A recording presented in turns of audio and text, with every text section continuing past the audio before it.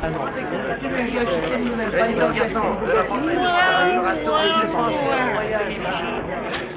Powell, you son of a gun. I'm afraid there must be some mistake. You trying to kid me, Jimmy? What do you know? He's trying to kid me. Let me get this straight. You mean to tell me you're not Jimmy Powell? I'm afraid that's exactly what I mean to tell you. Well, I've heard everything. Say, if you're not Jimmy Powell, I'll eat your hat. Well, in that event, I suppose I really owe it to you to make assurance doubly sure.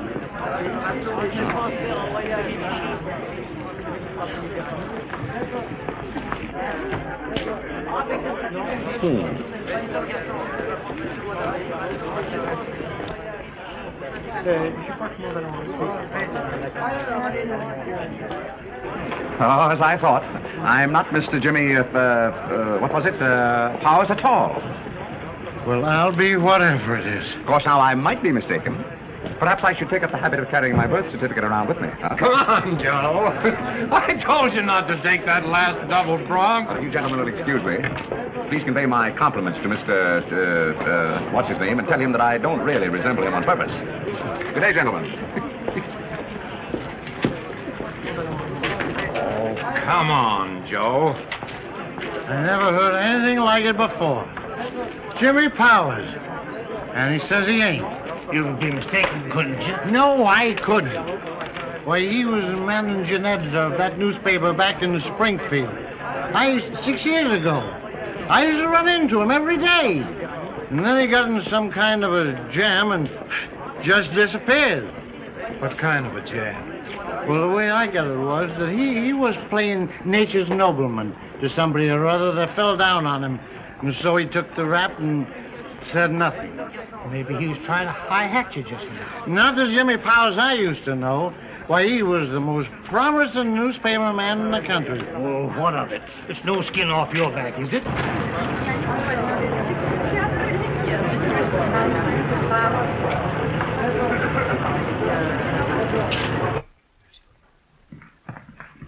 Mr. Taylor, please. Michael Trevor calling. Mr. Taylor said you were to come right up. Room 309, sir. Thank you.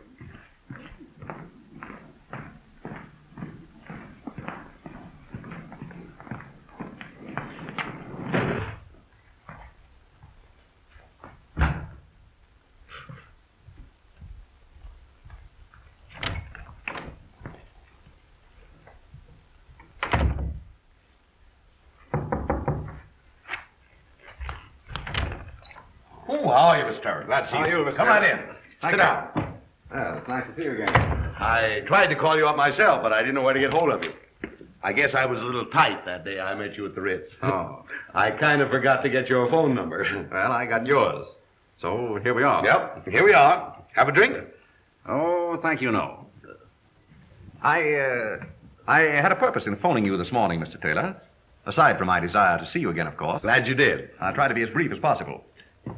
I don't know whether you know very much about me. Oh, sure I do. You're just being modest. Oh, thank you. I've heard a lot about you, Mr. Trevor. Yeah? They tell me you're over here writing a great novel. I wish I could be as sure of that as they are. Well, all I know is that some 4 years ago, I quit being a newspaper man in America. Now I'm over here to see if I can really write. You've been in Paris 4 years? Mm. I wish I could stay over here 4 years. I've only been here a week. For the most part, we have a very nice crowd of Americans living here in Paris permanently. Paris is certainly a liberal education. Isn't it? I thought I'd seen a lot. But let me tell you, these Frenchmen... French. And how? Unfortunately, there are a few Americans living in this town who are not exactly all they might be. Frankly, there's only a handful. But they're what I've come to see you about. There was a little redhead at the Folies Bergère the other night. And let me tell you... Ah, yes, I know. Now, these fellows I'm talking about, Mr. Taylor, live by their wits and by other people's lack of them. I ran into one of them last night. He helps get out a weekly paper here, printed in English. Well, good here. Me, I didn't come to Paris to read. This paper isn't circulated much in Paris. It's meant chiefly for American consumption. This fellow was drunk, and he talked too much too much. Among other things, he showed me a copy of an item they're going to run in their next week's issue. I put it in my pocket when he wasn't looking. Well, fine. You just leave it here and I'll read it. Well, I think you had better read it right away. It's about you. About me? Mm. Well, what's it say? Well, shall I read it to you? Sure. It says, "'Tis a pity that some of our compatriots are so naive and lacking in worldly knowledge. Surely Mr. Harold Taylor, the soft coal baron of Stratford, Pennsylvania, could not have been aware of the identity of the very blonde and very beautiful young woman with whom he seemed to be on such intimate terms at Zelli's the other morning at 4. With whom he seemed to be on such intimate terms at Zelli's the other morning at 4. Those in the know were forced to smile broadly as this strangely assorted couple left the restaurant arm in arm. Watch your step, Harry boy. We got so well acquainted that day at the Ritz, Mr. Taylor, that I thought I'd take the liberty of bringing this item to you. You could do those of us living here a great service. We know who gets out this sheet, and what we would like you to do is to take this item to the police and get the whole gang arrested. Arrested? Exactly. You're a man of the world, Mr. Taylor, and you know that the kind of fellow back of a thing like that can't last 10 minutes if the police are put on his trail. Police? You could put him where he belongs, behind the bars. Say, just a minute. If I go to the police, it'll get in the papers, won't it? Probably. Well, that's something I don't want any part of. Ah, but Mr. Taylor... I can't afford to have this item get back to America. And I can't afford to let it be known that I had it stopped. Well, I'm sorry. It's always the same old thing. Every time we get something on this fellow that could send him to jail, the victim is unwilling to prosecute. I'd like to help you out, but I can't. I suppose not. Well, I'm sorry I wasted your time, Mr. Taylor. I'll say good day. Goodbye. Oh, just a minute. Wait. How would I go about getting this fellow not to print this little item? Well, I don't know.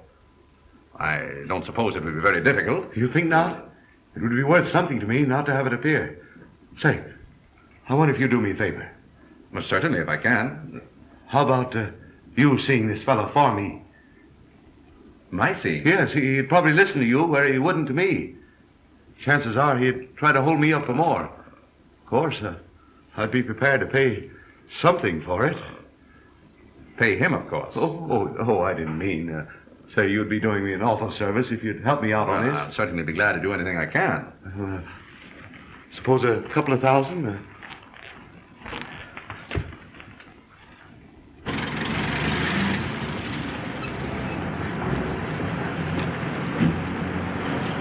Wait a minute. Come on. Don't pull up your flag. Come on. Why do I always have to get chauffeurs who don't speak English?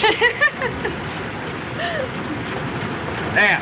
Now maybe he'll get the idea I want him to wait.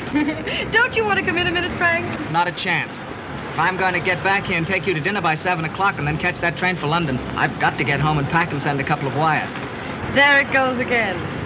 There what goes again? Business. Oh, Mary. I know you have to go, Frank, but it's that kind of thing that keeps me from making up my mind. I don't want to get engaged to a man who thinks of nothing but business all the time. Oh, Mary, if you'd only say you marry me, I'd cut out business. If you wanted me to. That's just it. I don't want you to stop doing the things you want to do just on account of me. What do you want me to do? I wish I knew. I was only fooling, Frank. I'm not really mad. I wish you'd blow a whistle from now on when you're fooling. I never can tell. I never want you to be able to tell. We seem to be causing a traffic jam. They can work up a traffic jam in this town with just one car. 7 o'clock, don't forget. I won't. The Hotel Henry Cat. And whatever the French is for try and get me there alive. I can't tell you how much obliged I am to you, Mr. Trevor. I'll see that he gets this. I think I can guarantee you this is the last you'll hear of the matter. From what they say of this fellow, he seems to be living from hand to mouth, so I'm sure that your donation will be more than enough to shut him up. That's great. Of course, I would have rather had you bring charges against him. Oh, no, that's out of the question. Well, I suppose so. I wish you'd have dinner with me some night before I go. Oh, thank you. I don't get out very much, but if I do get the chance... Excuse me. Well, that's all right, Mary. Come right in. This is a friend of mine. A real good friend of mine. Mr. Trevor. Mr. Trevor, this is my niece, Mary. Mary Kendall. How do you do, Mr. Trevor? How do you do? Been shopping? A little. Where's Frank? Mean to tell me he's left you alone for 5 minutes? Received a wire to come to London tonight. He's going to meet that Dutch inventor tomorrow. I wish you could meet Frank, Mr. Trevor. He's a fine boy. He and Mary are going... Uncle Harry has the soul of a matchmaker, Mr. Trevor. Just because Frank and I grew up together and are fond of each other. Well, in my time, you didn't need much more than to grow up together and be fond of each other. Wait till you meet him, Mr. Trevor.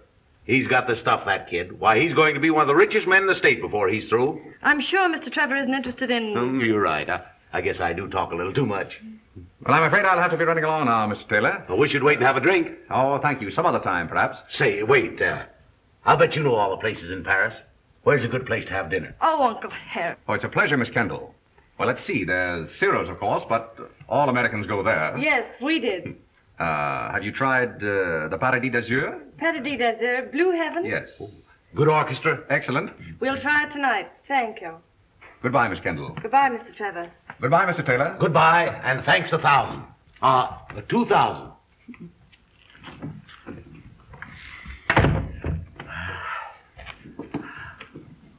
That's one swell guy, that fellow. Is he? I'll say so. He did me a big favor. I'd certainly like to do something for him sometime. Some business deal? Well, yes and no. He's a writer living in Paris. I'd like to live in Paris. Me too. Of course, a fellow would have to watch his step, but I'll bet it'd be a lot of fun once you got to know the place. How do you like my new hat? Oh, it's a humdinger.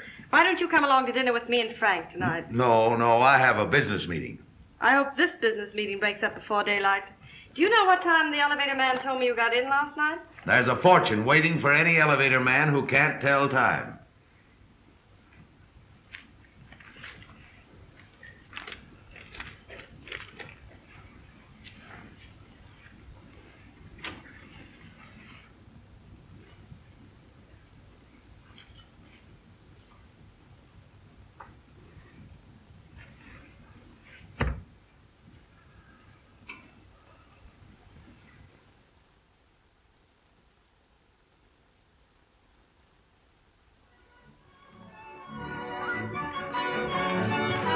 Bonsoir, Marie. Bonsoir, Monsieur Trevor. How is every little thing, big boy? How's You're getting on, Marie. Thank you. Thank you.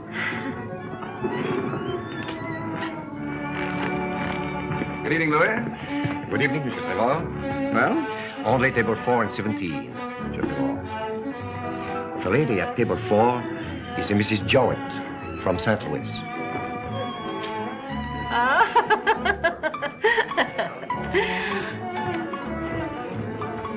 Do you think I'd better? Well, here's to you. But that's the Mrs. Jowett who got here last month, isn't it? She's just a babe in the woods. Especially for Spade Henderson. The waiter reports that Mrs. Jowett picked up Spade at Harry's bar an hour ago. Well, I may make this Mrs. Jowett the object of my good deed today. I am at peace with the world, Louis. Fortune has been kind to me.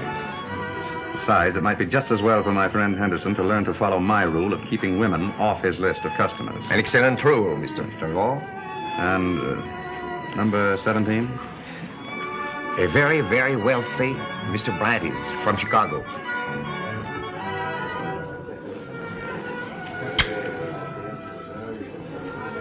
The prettiest hand I ever saw. The lady with him is not his wife. Not his wife? Louis, I'm afraid you're losing your illusions. The present list of occupations, Monsieur Trevor. I wonder. This note may be of interest to Spade. He needn't know who sent it. Yes, Mr. Trevor. Thank you, Louis.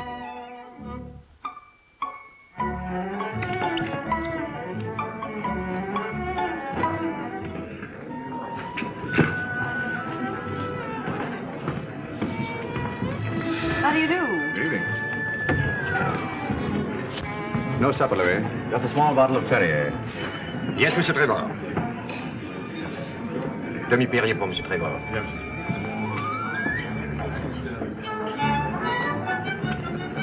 Who was that?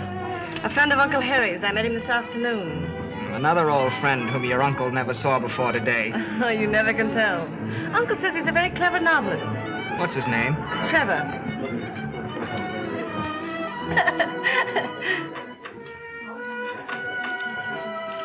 Pardon me. Certainly.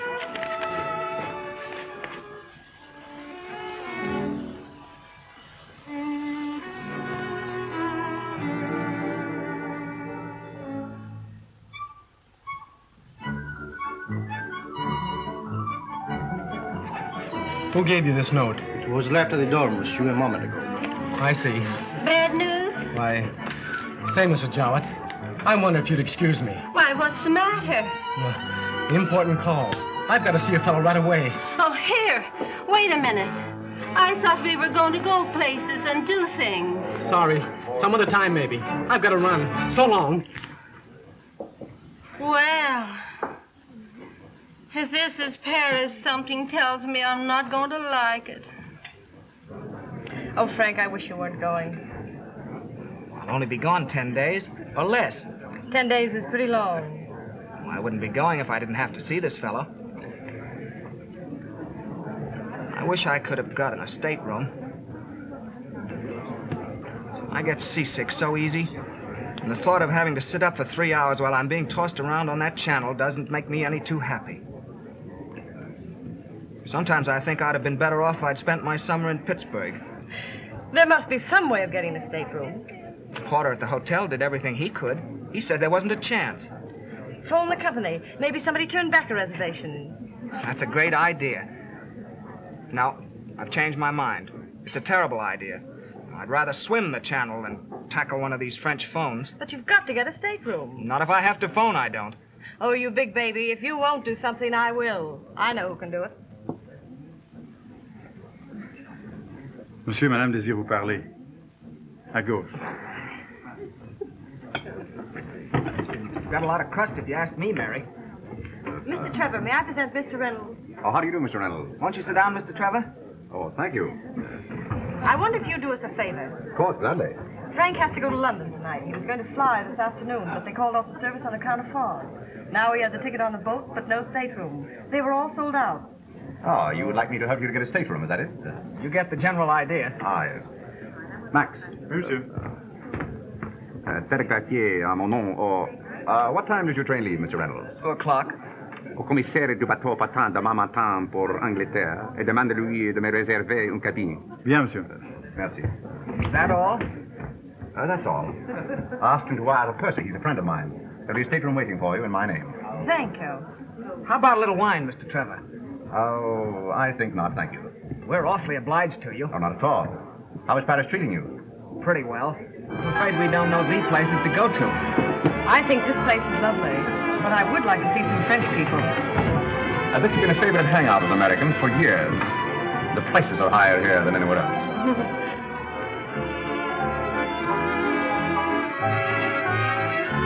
Uncle Harry says you know Paris so well, Mr. Trevor. Where should we go from here? Well, if you've time, there's a little place I make a habit of dropping into at night just before going to bed when I'm really hungry. If you like, why not come there with me? It's very French.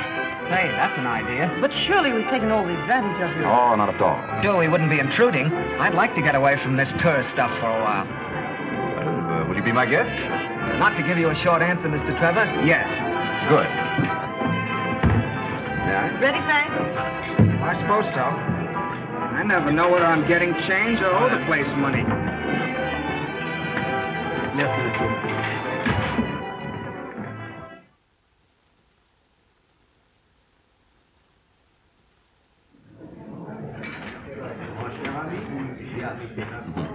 Ça va comme vous voulez, monsieur Trevor? Ça va bien, Papa Jules. Comme toujours. If you say this is the real stuff, I suppose it is. I had Paris figured out all different. Well, I suppose Paris means something different for everyone. For you, I imagine it means clothes. To Mr. Reynolds, an interlude, pause between business deals. To your uncle, I dare say it means change. And to you? I don't know. There was a time when it meant everything. Gaiety, glamour, adventure. Now, And now? Now it's just a place to live. And eat onion soup at 1 in the morning. In America at this hour, I suppose it would mean chop suey. Give me chop suey every time. I don't know but what I agree with you. You know, years ago, I used to be a reporter. After we put the paper to bed at night, we used to stop in at a little place on the corner for chop suey and, For young. For young. I hadn't thought of that for years. I suppose living in Paris makes up for not having a bowl of chop suey. I suppose so. It's not the chop suey you miss. It's what it stands for. Home, America, friends. Fellows I used to know. Plain things without sauces. Hello, Mr. Trevor. Oh, hello, Fred. Off your beaten path a bit tonight, aren't you? Yes, I guess I am. You know, these folks want to see all the sites marked on the picture postcards. Mm-hmm. I'm beginning to think they've been getting the wrong kind of postcards. The best American guide in Paris, that fellow. He doesn't seem to be any better than you are. Yeah.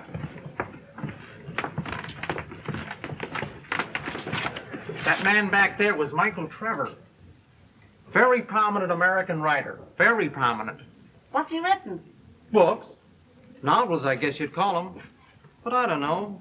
When you get right down to it, what are they? Nothing but books.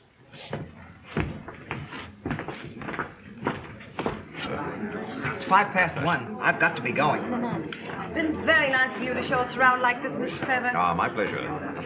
I'll only be gone 10 days. I'd be tickled to death if you'd be my guest some night when I get back.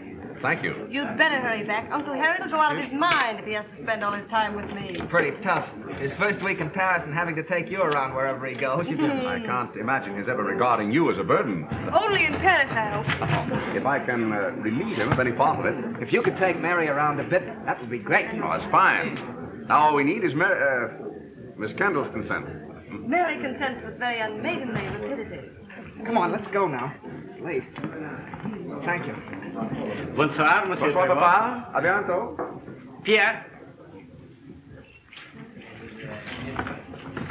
I'd like to call you tomorrow, if I may. There's a special cup race at Longchamp. Oh, I'd love to go. Good. Suppose I call for you tomorrow at 1? Oh, that'll be fine. Well, I think I'll walk home. I wouldn't dare walk 5 steps from this door. I'd get lost. There'll be a taxi along almost any minute, I'm sure. Thanks a lot for showing us around. Not at all. Until tomorrow, then. Good night. Good night. Good night. I like that guy. He's very nice.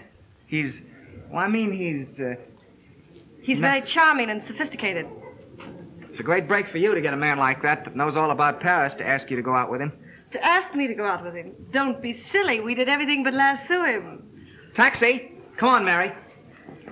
If I'd say Hotel de Regent, where do you think we'd wind up? Let's find out.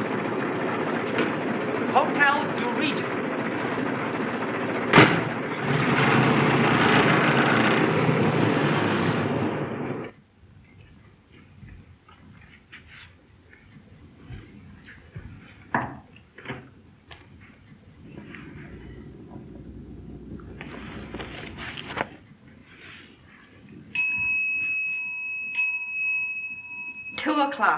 And he said he'd be here by 12. Think of the places I could have gone and the things I could have done. He'll probably be along any day now. No need getting up on your ear about it. Nothing's happened to him. I told you I saw him myself at Papa Jules less than an hour ago. Well, I'm not going to wait around half the night for him.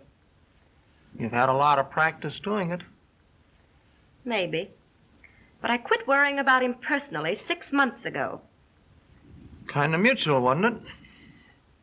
Mutual or not. Strictly business. That's little Irene from now on. You know, I don't mind your kidding me. But I kind of hate to see you kid somebody else. Somebody else? Yourself.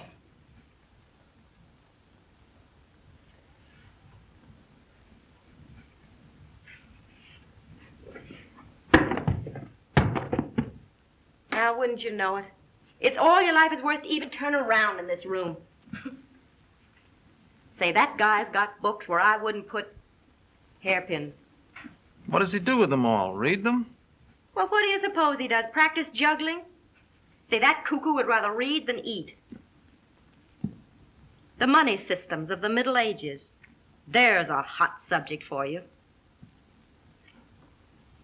As far as I'm concerned, there's just one little book we need, that's all. Just one. Good old Dun and Bradstreet. Who's who and how much has he got? When you're through with the guy, it's how much did he have, isn't it?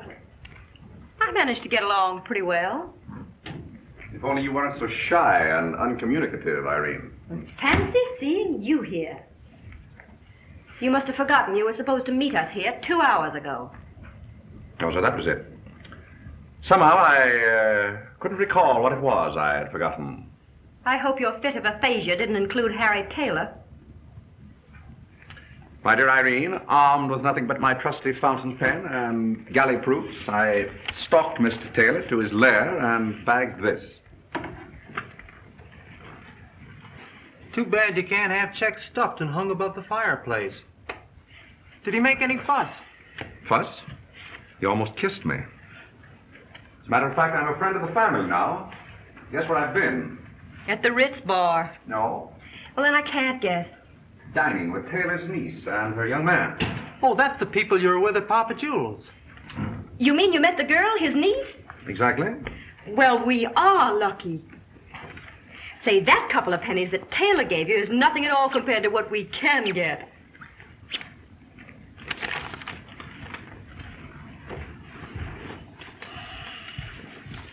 Say, if he came across that easy to keep his own name out of the papers, what do you suppose he'd be willing to part with for his dear little niece? You know, when I was getting the dope on them, I had a feeling we were blowing into the wrong end of the horn. Now I know it. Here's a chance to make a real killing. You just give that dame the works and see how quick her uncle will come across. I tell you, it's money from home. That's what it is. Taking money from women isn't in my line. It never has been, and you know it. Oh, it's not as if you'd really hurt anybody. Gee, the girl doesn't have to know anything about it. You just put her in a spot where it'll look bad for her if she gets found out, and her uncle will take care of the rest. Yes, I know the mechanics of the business. Well, maybe you don't know this. I've got to have some money, and I've got to have it quick. You're a fine, great, big protector of womanhood. Only little Irene doesn't matter. That isn't true. I'm not the type to put on a sob act, Michael. But if I tell you I've got to have it, that there's no other chance of keeping them from sending my brother to the jug back home, you'll believe me. I've never lied to you yet, Michael. This is the first time I've ever asked you to break that funny little rule of yours. Oh, it's been all over between us for a long time, I know, but what do you say? For me? For old time's sake? I need the dough like I never needed it before. Irene, you know I'd do anything I could for you. We could all use the dough.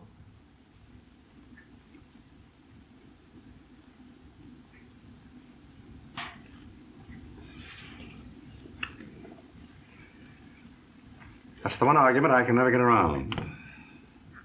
We could all use the dough. Okay. But first, last, and only. Great. Anything you want me to do? No, I can handle this alone. Say, what's been getting into you lately? I don't know. I wish I did. Well, I'll tell you if you want to know. You've been getting ideas. You've been doing everything but wearing a plume in your hat. The first thing I know, you'll be helping old ladies across the street. I used to help a Mrs. Allison across the street on account of her age. She was old, you see. You'd better snap out of it. You've been playing Robin Hood so long, you're beginning to believe in it yourself. Well, if that's all that's on your mind. Yes, that's all. If I think of anything else, I'll send word by special messenger. Come on, Fred. Maybe we can find some place where there aren't so many books. Maybe there'll be a few glasses in sight. I'm going home. You're going to buy Irene a little nightcap before you do. I know better than to argue with you. I wish I could say as much for everybody in this room. So long, Mr. Trevor. See you later.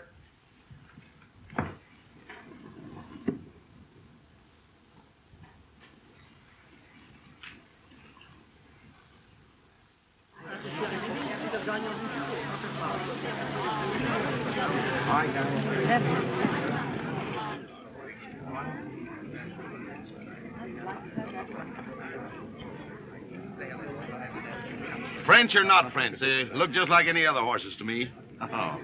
You mean to say that you don't find even a trace of that je ne sais quoi for which France is so famous? Not a jenny. Anyway, I didn't come to Paris to look at horses. There's plenty of horses back home if I want to look at them. But these are champions, Uncle Harry. Well, I've seen champions before. They're no treat to me. Say, how about going back to the bar and having another one of those funny little green drinks? Oh, yes, if you wish. If I had my wish about this party, we'd never left the bar in the first place. The idea of spending a lovely afternoon like this looking at horses. But it keeps you out in the open air, Uncle Harry. Well, I had all the open air I wanted back home. Hello, Mr. Trevor. Hello, how are you? Fine, and you? Well, Fred, you don't mean to tell me that you're showing Miss Hopper the town? Well, not exactly. There was a trainer down here in the paddock she didn't know. So I said I'd introduce her to him. Ah, I see. Oh, allow me. Miss Kendall, Miss Harper. How do you do? Mr. Taylor, Miss Harper. Miss Harper has been one of the shining ornaments of our little colony here in Paris for several years. Oh, excuse me, Fred. Fred is the best American guide in Paris. Say, you're just the fellow I want to see. Let me tell you something, mister. There's a fortune waiting for any guide who don't know anything about monuments, painting, historical edifices, or... A pen picture of Fred, if ever I heard one. You've been doing pretty well in dodging monuments and paintings, Uncle Harry, without a guide. Well, as I remember the old USA, there's plenty of monuments right there. You're terrible, Uncle Harry. Not terrible, just honest. Well, most of the time it's the same thing. Well, to be perfectly honest, would you think it terrible if I were to suggest a little drink? My error. I'll join you folks later. Don't send out an alarm for me until I've been lost for at least 10 days. So long, Mr. Trevor. I got some customers I got to take to the Louvre. I should think you would know those pictures pretty well by now, Fred. Oh, I don't look at them, Mr. Trevor. I just explain them. I didn't dare suggest it while your uncle was here, but what about seeing something of the race? Well, an old-fashioned idea. Let's try it. Let's. I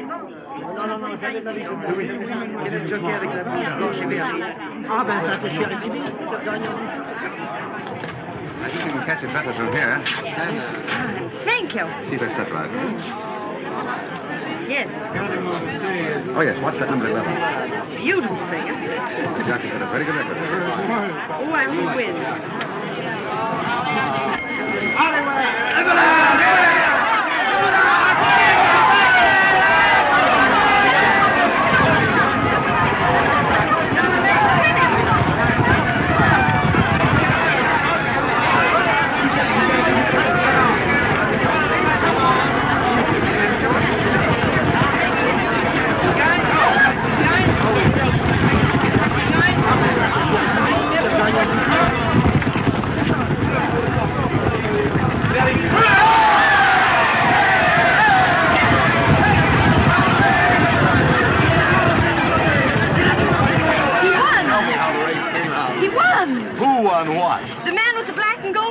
Did you bet anything on him? No. Then what are you getting so excited about? There's thousands of races won every day somewhere. I don't figure it's sensible to get excited about horses unless you win something. Why don't you give me something so I can win? Well, what'd you do with that money I gave you yesterday? I spent it. Putting your heart in your work, aren't you? Now I guess we can go back to the bar and get one of those funny-colored drinks. Oh, Mary can stay here with Mr. Trevor for the next race if she wants to. The sun hurts my eyes. Well, I'm sure Mr. Trevor would rather remain here, wouldn't he? I must answer yes or no? Yes. We'll be back in a couple of minutes. Oh, Mr. Trevor, I'm afraid I'll have to renege on that opera tonight. But that Russian's going to conduct. Oh, I didn't mean I didn't want you to go. No, I really think you ought to go. It's just that Miss Harper here was telling me about a new place in Montmartre that's opening up, and I thought... Miss Harper knows of a new place in Montmartre that's opening up. I'm sure it's the kind of place that you would like. If Miss Kendall wouldn't mind going to the opera with me alone, I should be delighted. Oh, to, what do you say, Mary? I don't want to go to the opera if you don't want to. Oh, well, I wouldn't like to have it generally known, but the opera I want to go to doesn't exist. Then it's settled. Now, come on, Miss Hopper. I have a feeling we can get that fella to mix some of that orange stuff with some of that ice green stuff and turn out something really beautiful. Goodbye, Mr. Trevor. Goodbye. Goodbye, Miss Kendall. Goodbye.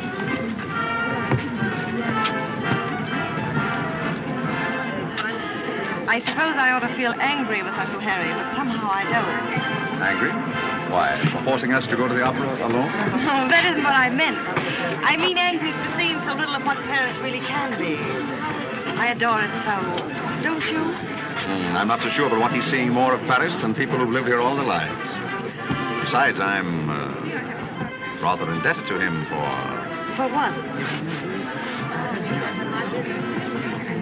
For the opera.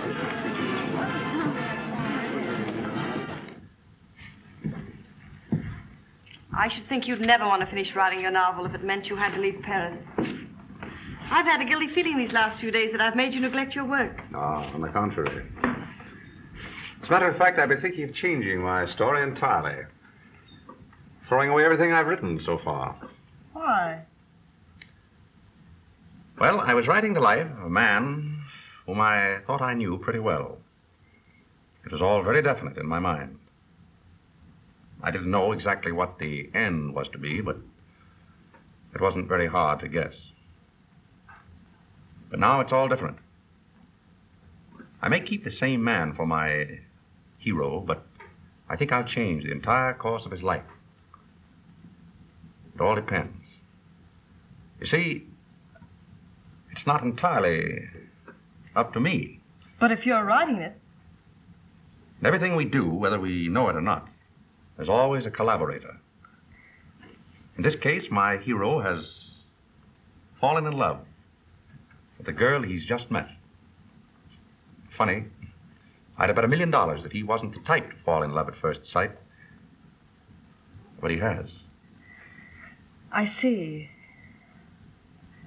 It's quite a problem. Why? Don't you see, he doesn't know whether she cares anything for him. I'm not a novelist, but I know how to solve that. He ought to ask her. Perhaps. But suppose... Suppose what? Suppose he's not the man she thinks he is, that he seems to be in the opening chapters. Well, I may have to end it as I first planned it. If she's the girl you think you've written about, you won't.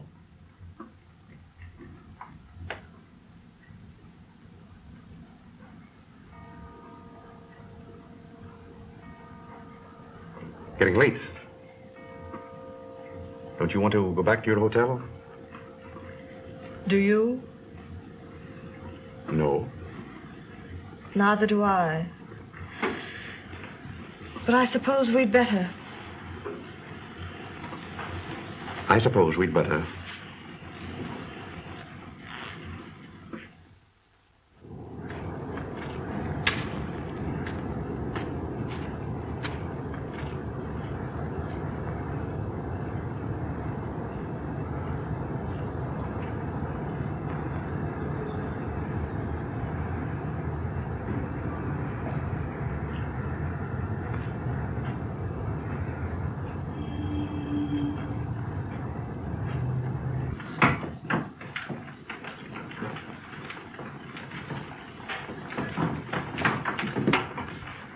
Well, at last.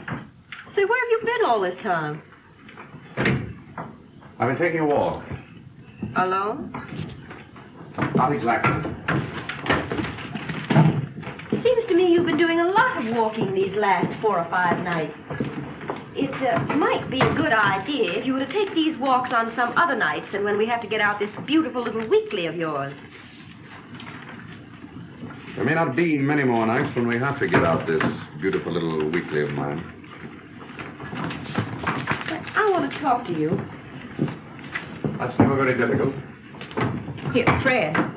Now be sure you get these corrections right. Let's print the corrections first next time. What are you driving at? Meaning? I wasn't born yesterday. You have a gift for unnecessary remarks. Never mind my gift.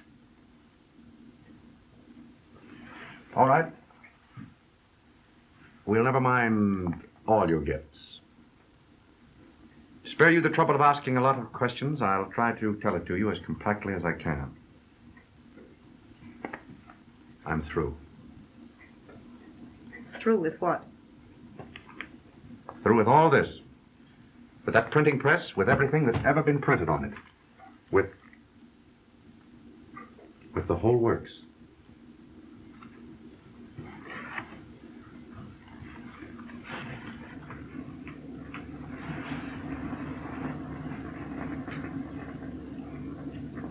You've fallen for that kid. Thought you had that afternoon at the races when I saw you looking at her in that funny way. I wasn't sure. Now I know.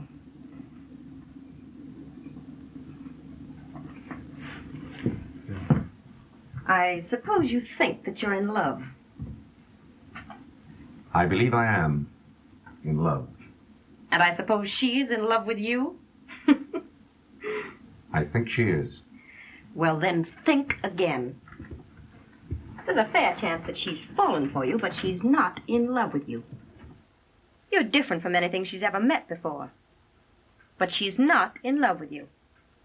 There's not a chance in the world for a girl like that to be in love with you. I suppose you neglected to tell her who you really are and what you really do. That's over. Is it? Suppose I were to tell her a few things. You won't have to. I decided to let her know exactly what I am.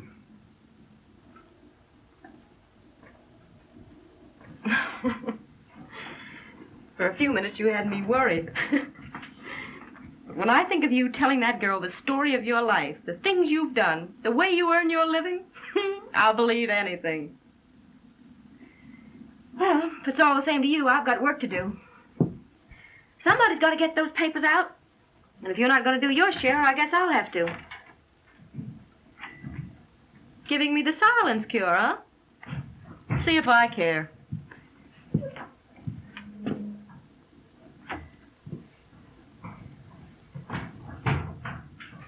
Oh, you get this silly kid out of your system.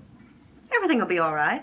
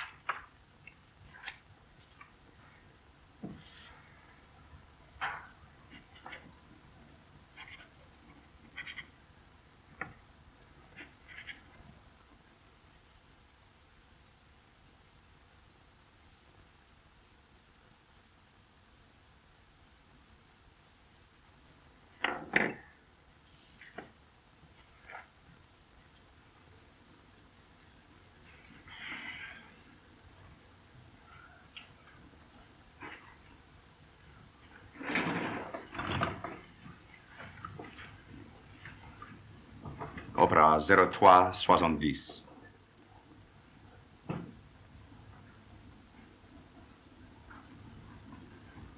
Miss Mary Kendall, please. No, Mary Kendall. Right.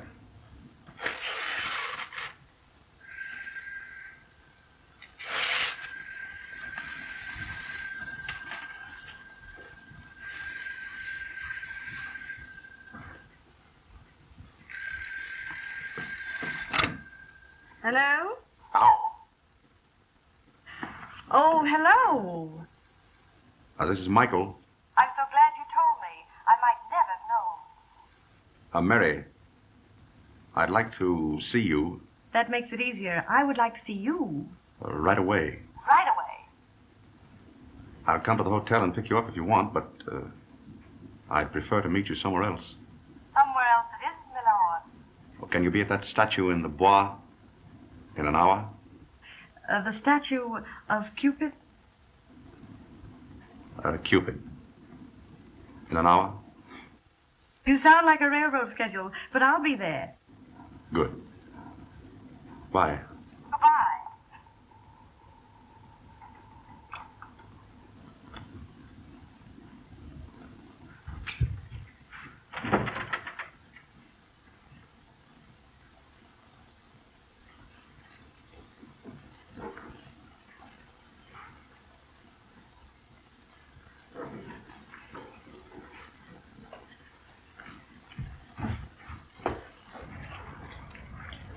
Before I ask you to listen to me, I must warn you that I'm going to do a lot of talking about myself.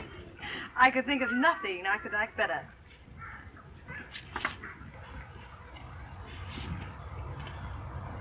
No, you're wrong. Am I? You don't know anything about me. I know everything about you. I knew everything about you the moment I saw you.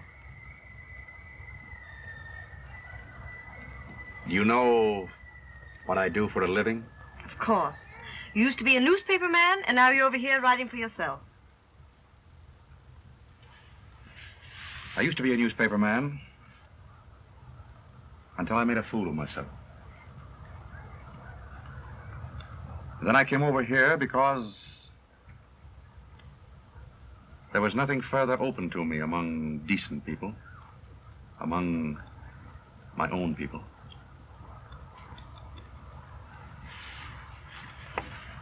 Did your uncle say anything about how we met?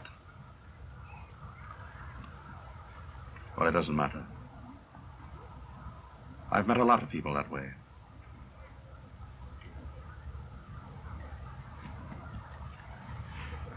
I live by my wits. By finding out things that people don't want to have known about themselves. And by getting paid to keep quiet. I don't believe it. There was a time when I wouldn't have believed it myself. But that was back home before... Well, the details don't matter. I was a sap. And they made me pay for it.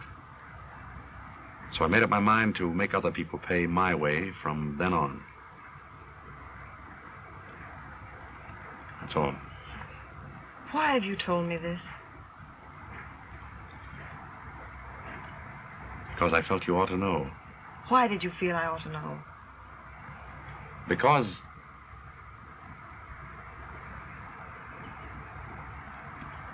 my telling you has served its purpose. You know now what kind of man I am. I know now what kind of man you were. What you're talking about used to be, didn't it?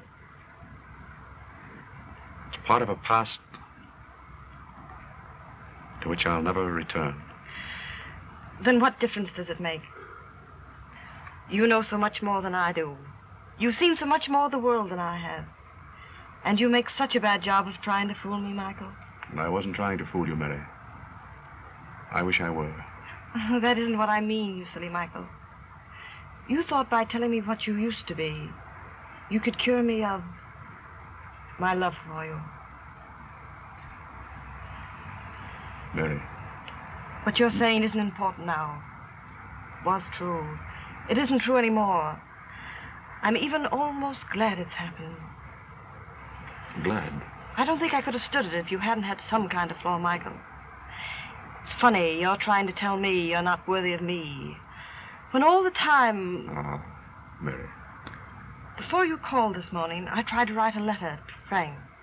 He's fine, good, everything a man should be. And I don't love him. Mary, do you mean in spite of I do mean. The past is what it was for both of us. We love each other. Don't you see that's all that matters? Loin. Il y a une place. Alors, qui veut avoir son goûter? Qui veut avoir du chocolat? Mais dis donc, veux-tu... Mais est-ce que c'est une manière de faire? Est-ce que c'est comme ça que je t'ai élevé? Allons donc. Perhaps we can find a bench where... Where we can talk. Voilà. Mais bon sang, vas-tu rester tranquille? Viens ici, mon chéri. Tiens, tu peux avoir... Viens ici. Assieds-toi ici. Voilà. Oh, non, bon.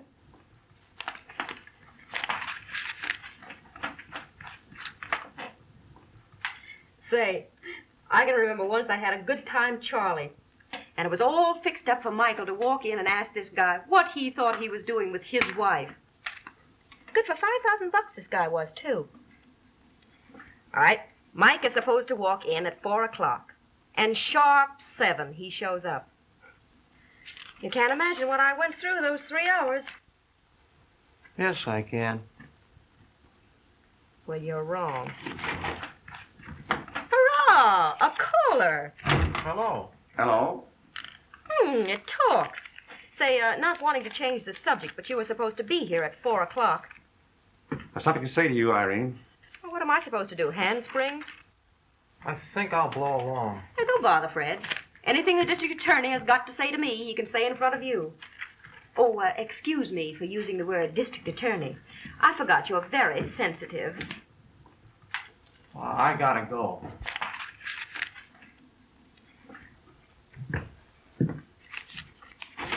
You don't seem to hold your audiences somehow, Michael. Well, go ahead and get all that stuff out of your system, Irene. And when you've finished, I want to talk to you seriously. Shoot. You know what I told you last night? Oh, you say so many things, I can't remember them all. Try to think. You put a sort of riddle to me and answered it yourself. You were a bit wrong in your answer. Miss Kendall and I are going to be married. On the level? On the level. And that goes in every way. And that's what I came to tell you. Thanks. Now I'll tell you something. You're not going to marry that girl. Now or ever. Interesting, but untrue. I told her all about myself. You see, interesting and true.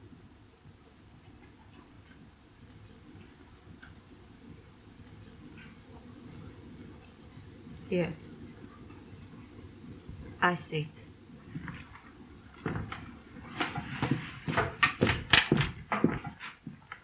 Don't bother inviting me to the wedding, Michael, because I'll be there anyway. I'll bring a couple of cops along for protection and to pull you in as soon as the ceremony is performed. There are a lot of things the cops in this town would like to know, and I'm just the little lady that can tell them. I don't suppose you stop to think of that. I have a notion you won't do that. You've been getting a lot of funny notions lately. And they're not healthy for you. You are what you are, and you're never going to be able to change. Because there are a lot of people you've done things to who won't let you. No matter if you stayed honest from now on until you died. I'm just like you are. Only I ain't kidding myself. I don't intend to go on as I have. But you've got to. Whether you want to or not. Let's say you're really in love with this girl. What kind of love do you think it is? Because you love her, are you going to take her? No matter what happens to her? I know. You love each other. That's all that matters, isn't it? She can spend 5 years, 10 years of her life as Mrs. Convict Trevor. Or whatever one of your aliases they get you under. If I don't squeal, it doesn't have to be me. Something will pop up one of these days and get you, and you know it. I don't know it. Oh, yes, you do. You're too smart not to have figured it all out for yourself.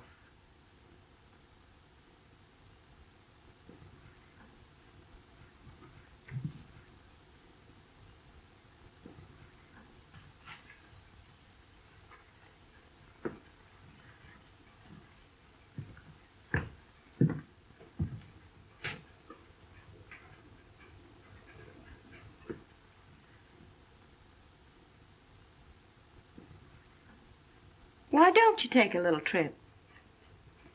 She'll forget all about you in a month. Not that girl.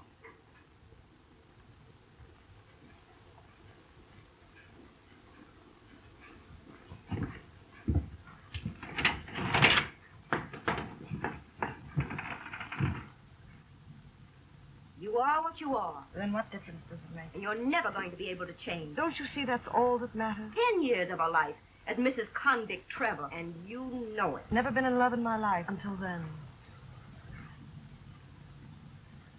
You're too smart not to have figured it all out for yourself.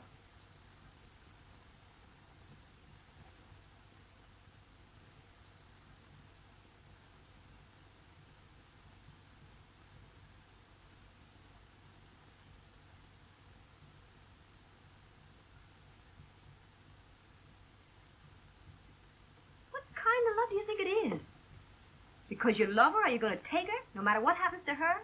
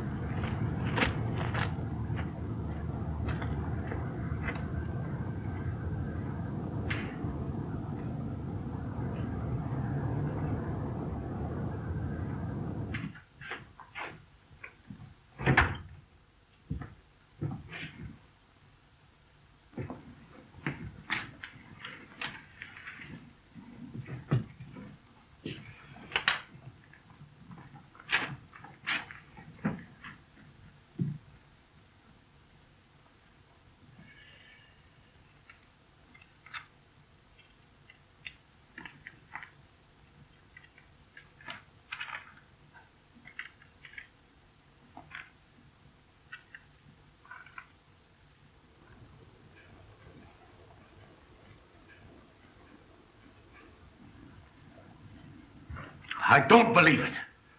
Frankly, I don't care whether you believe it or not. My only interest is in the amount of the check you're going to give me. It's preposterous. That's the fourth time you said that. Say it again and I walk out. You can't be serious about this. That first gag about holding me up on that item about me and that blonde, all right, I'll believe that. But you and Mary... It's down there in black and white, just like that other item. You can suit yourself about believing it, but that's the way it gets printed unless... I ought to break every bone in your body. Well, in the first place, I don't think you can. And in the second place, the item gets printed whether you do or not.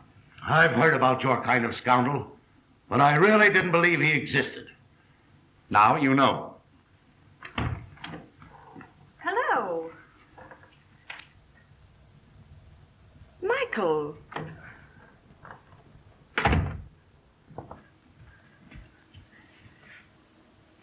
Just a minute.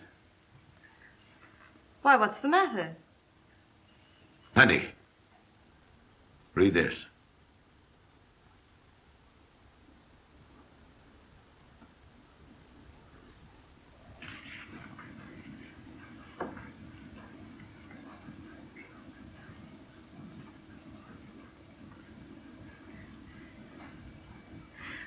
I don't understand. This rat is trying to... That kind of talk will do you no good, except to raise the price. Price? He wants $10,000 to keep that out of a dirty scandal sheet he runs. It's some kind of joke. That's what I thought. You'll find out how much of a joke it is. Just a moment. According to this piece yesterday, you and I visited Cheap, a notorious inn near Versailles. That's right. You know that this whole thing is a lie. Do I? You know that yesterday we spent the morning and most of the afternoon in the bar. You remember that, don't you?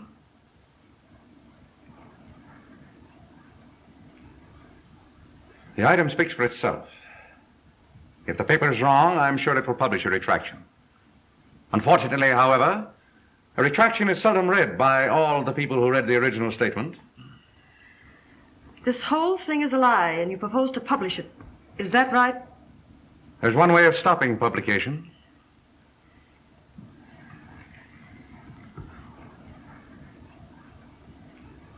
May I speak to Mr. Trevor alone? I prefer Mr. Taylor to remain in the room. I see. You are serious about this. Decidedly. If Mr. Taylor doesn't listen to reason, that item will be printed in the paper next week. I imagine Frank will be interested in reading it. I think that Frank's interest need concern you no longer. I don't see what we can do, Mary, except pain. And the sooner you take care of it, the sooner I can be on my way. The sooner you get out of here, the better it suits me.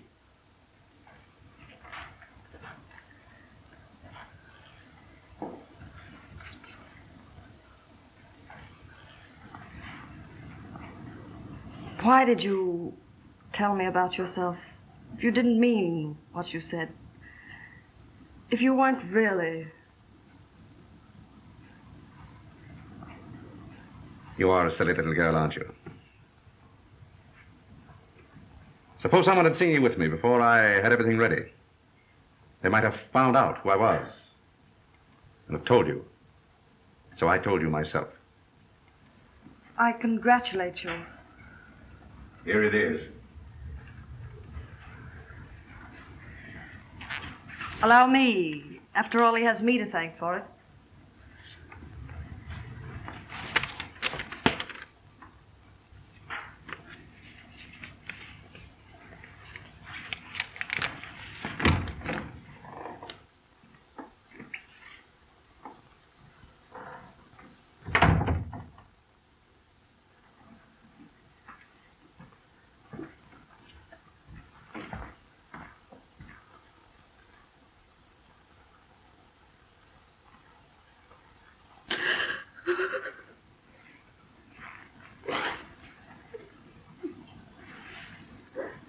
It'll be all right, Mary.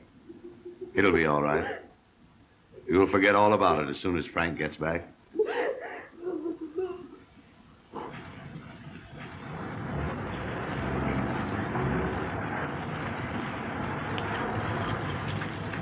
Monsieur Trevor? Monsieur Trevor. Inspector Lyon from the Prefecture of Police. I will be brief.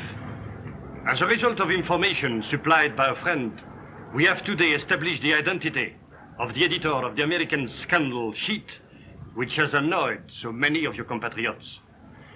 However, the French government has no desire to fill its jails with such undesirable foreigners. You would be conferring a favor upon this man by letting him know that the police will call upon him tomorrow at this time. They would be pleased if they were unable to arrest him, because by that hour, he had left the frontiers of France behind him for all time. If they do arrest him, it will go very hard with him. Do you understand, Mr. Trevor?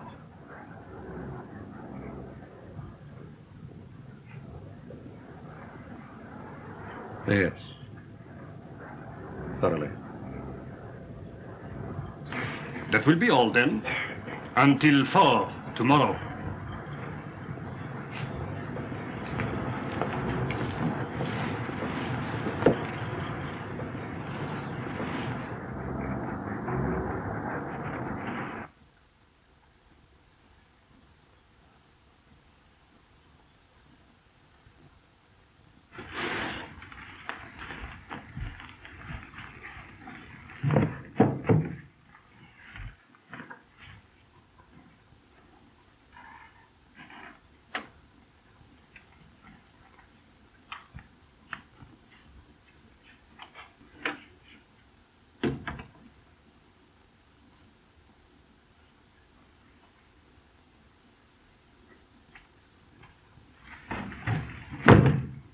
Going away?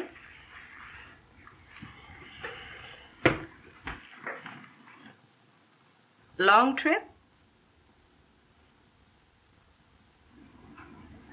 Yes. Any place in particular?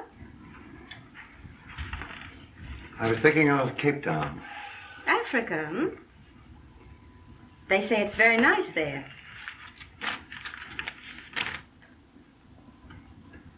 I suppose you know that I tipped off the little lads of the law. So I guessed. I've been keeping tabs on you. You went to see her and her uncle at their hotel today. I did. I couldn't stand it any longer, thinking of you and her. You were right about her. I convinced her you were right. It wasn't very difficult. I just made a couple of things clear to her. You're a great guy, Michael Trevor. I suppose I'm the only one in the whole world who thinks so. But the world's been wrong before. So it seems. I wasn't going to let you go through with holding them up after I found out how much you cared for her. I sold those platinum bracelets of mine yesterday and wired the money to my brother. You're something of a swell guy yourself, Irene.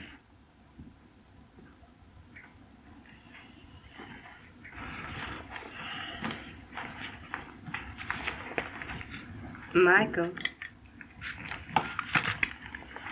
I've never been to South Africa. Take me with you.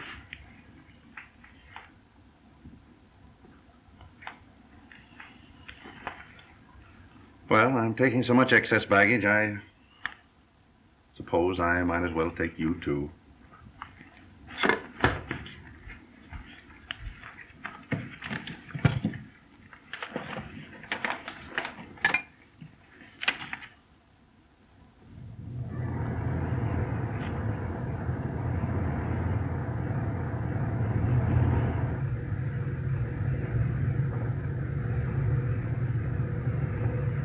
What are you thinking about, honey? It's a funny thing. All my life I've dreamed of Paris. And now all I can think of is that it's 4 days before we get back to Pittsburgh.